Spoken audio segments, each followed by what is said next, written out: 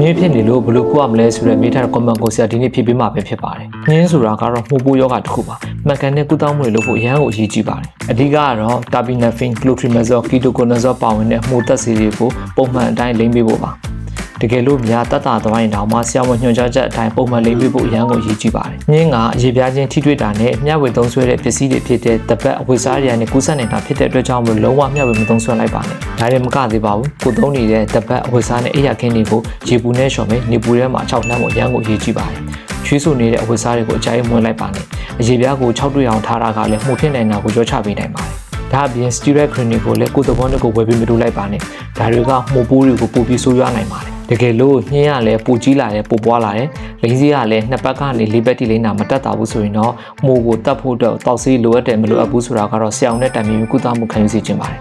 နောက်ဗီဒီယိုမှာလည်းပြန်လည်တွေ့ဆုံပါမယ်ကျွန်တော်ဒေါက်တာနိုင်